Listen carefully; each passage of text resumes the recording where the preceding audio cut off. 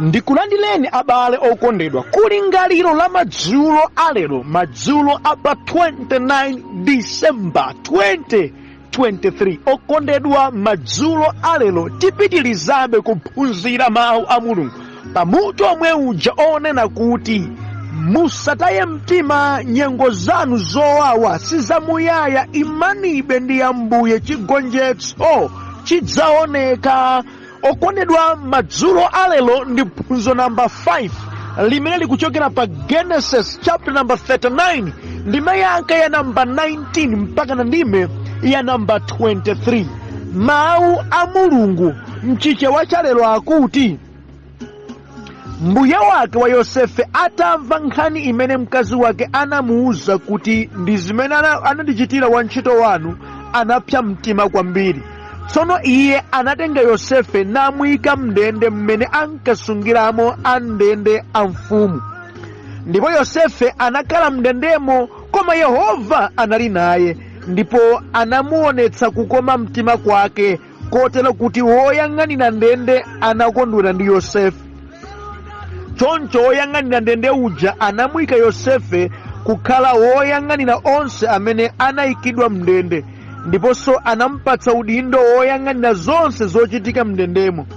Woyang'anira ndende uja sankayang'aniranso china chilichonse chimene chinali mu ulamuliro wa Yosefe, chifukwa Yehova anali ndi Yosefe, ndipo Yehova anaonetsetsa kuti chilichonse chimene Yosefe ankachita chimuyendere bwino. Ameni.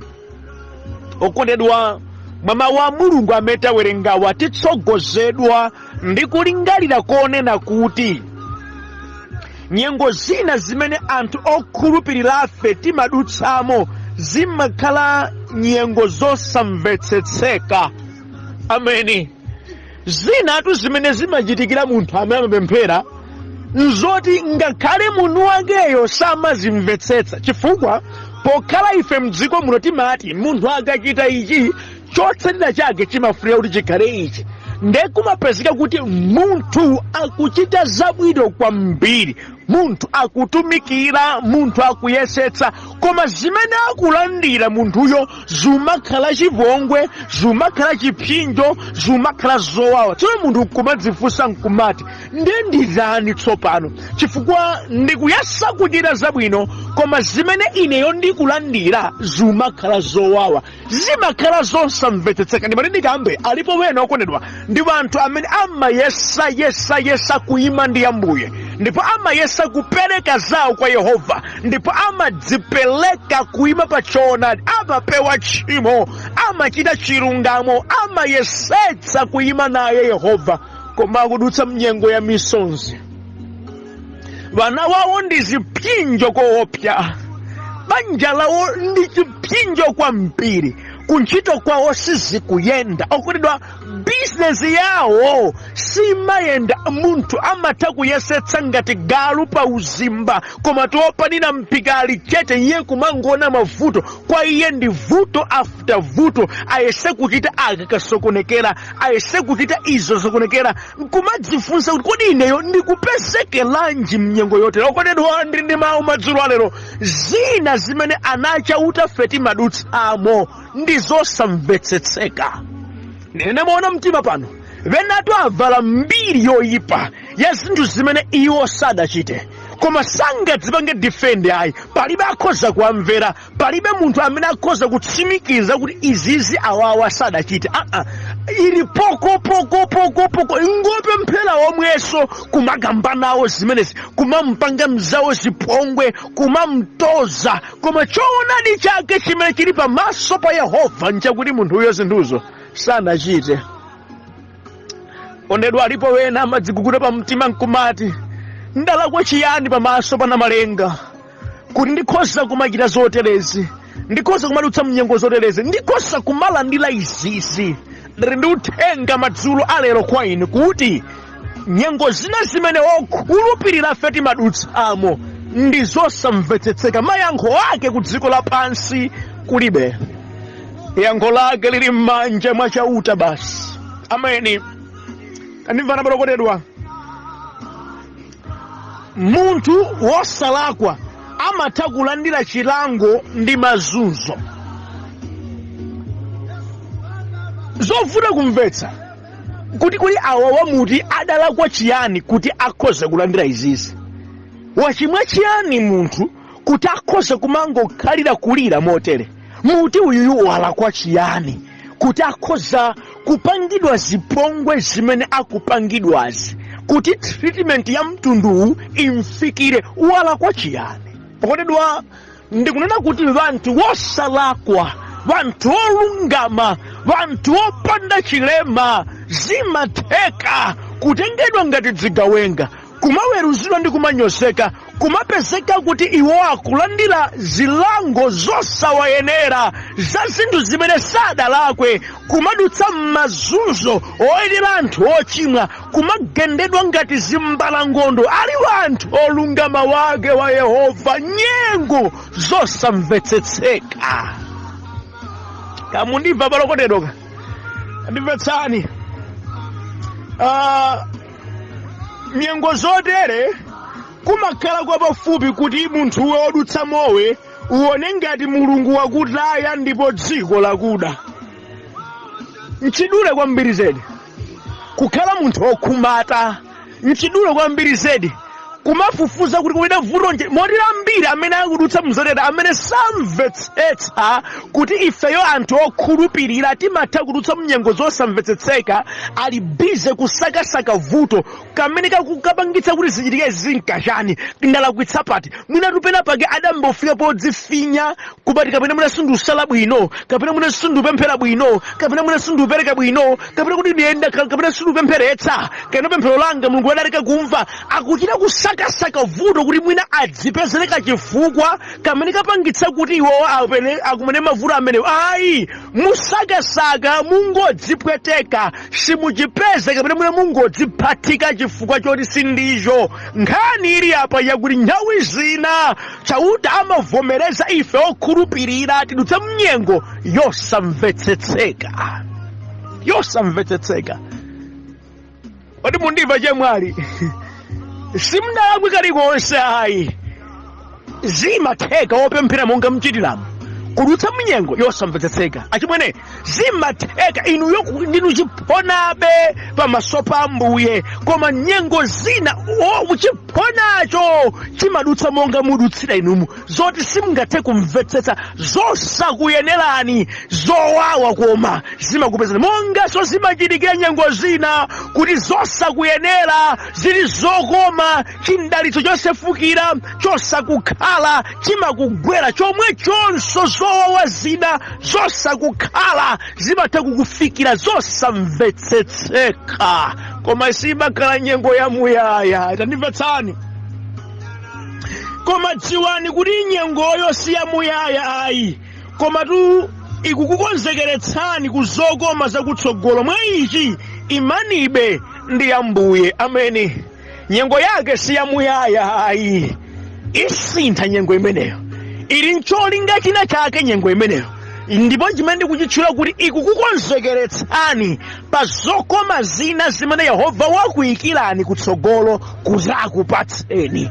Akudziwa kuti mukazilandire zokomazo osadutsa mnyengo imeneyi, mwina nkutheka simungakazipange hando bwinobwino. Akufuna mtamvetsetsa kuti zimatha kutheka osalakwa, kukumana ndi zopweteka, osachimwa, kulandira chilango, osalolakwa, kumatonzedwa. Yehova akufuna mudutsemo chifukwa cha zokoma level ina yapaderadera imene wakukonzerani kutsogolo. Wanga ulangizi ndi uwu: imanibe ndi Ambuye, yenda naye mbeni, Yehova akuthandizirani. Ameni.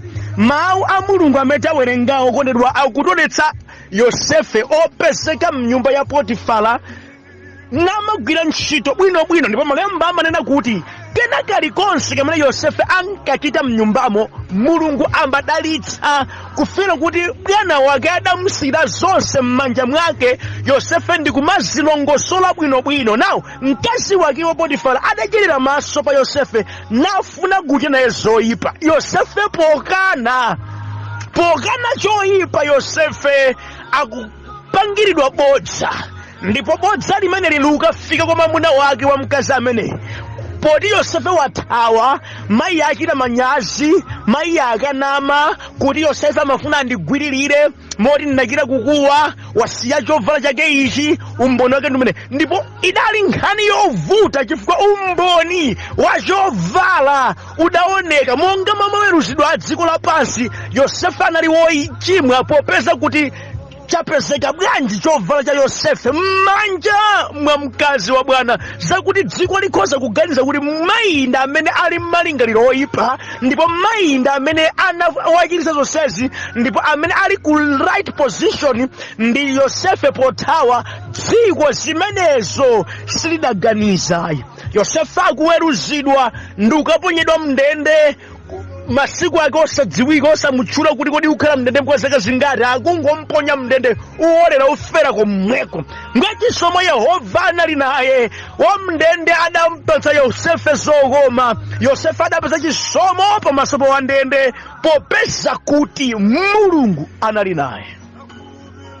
Ndende momwemo mmene anakhala nthawi kochepa, Yehova anali naye Yosefe, ndipo adapeza chisomo.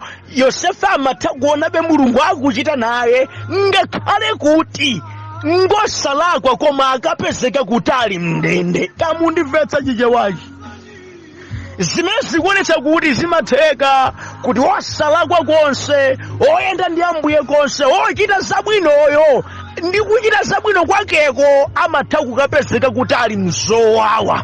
Osati kuti walakwa hayi, akapezeka mnyengo ina yosamvetsetseka, ndapezeka bwanji pano, yovuta kuifotokoza. Koma nyengo yosikhala yamuyaya, chimakhala chikonzekeretso cha Mbuye pa moyo wake kupita stepe ina yakutsogolo. Mwachilimbikani mtimabe ndi kuyima ndi Ambuye mnyengo zotere zikakufikirani. Ameni. Mama wa amene wabala okondedwa, tiphunzemo zinthu zingapo zoyambirira. Si wonse amakondwera ndi kuchita bwino kwathu. Mdierekezi nyengo zonse amasakasaka polowera kuti akumaliza, ngakhale kuti munthuwe ukuchita zabwino. Ameni.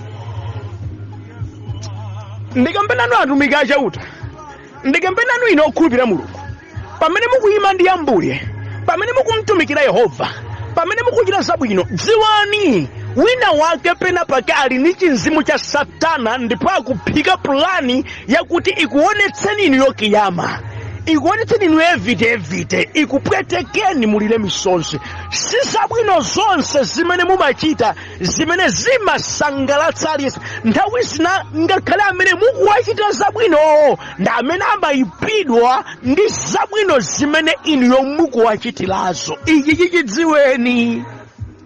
Yosefe amatumikira banja la Potifara, anali wantchito wa amayiwa, anali wantchito wa amayi kuwatumikira pena paliponse. Ndi amayi omwewa tsono akupanga plani yofuna kumuwonongera tsogolo Yosefe, ndi amene akukocha bodza lokampangitsa Yosefe kuti akapezeke mndende. Pa zabwino zimene Yosefe amachita, mayiyu akumbwezera choyipa. Ndikuyankhula ndi wena pano amene adachita zabwino kwambiri kuchita anthu ena, ndipo anthu adawabwezera chipongwe. Dziko limatero. Ndikanyengo ka nthawi yochepa, Yehova ali kukonzekeretsani kupita patsogolo. Ameni. Zimachitika zimenezi. Abusa, sindikutha kumvetsetsa inde ndakamba kale, okhulupirira amatha kudutsa mnyengo ina yosamvetsetsekayo. Zimatha kuchitika zimenezi. Pamene mukuchita zokoma, dziwani, si wonse adzakukomerani mtima, ayi. Si wonse adzakulezani mtima, Ena amakhala akuphika zoyipa, ena amakhala kuti akukonza njira yakuti akuonetsereni zowawa. Mwala kwa chiyani? Mulibe chimene moti kuchita bwinoko, kuchita zokomazo, kuchita zoyenerazo kwa iwo pokhala ndi ana mdima amaona ngati zimenezi ndekula kwako. That's why akutchedwa ana amdierekezi, amene samakondwera ndi zokoma za Yehova. Monene kuti pa ulendo wanu ochita zokoma, pa ulendo wanu otumikira Ambuye, pa ulendo wanu okudzichepetsa, pa ulendo wanu inuyo wakudzipereka pamaso pa Yehova, musayembekeze kuti wonse wachita zabwino adzakufunira bwino. Ayi, ilipo nyengo ina imene simungakhulupirire kuti amene inuyo mmadalira ndi zigawenga, ndi amambala, ndi anthu oyipa, amene timawatchula opempherawo ndi anthu opanda pake, anthu opanda phindu, anthu aziwembu, anthu amene amatchuka ndi dzina la Yehova mnyengo zina, popeza kuti akuchita chiphamaso ndi ngozi yoyipa, poison wachabechabe. Zimatheka mdziko,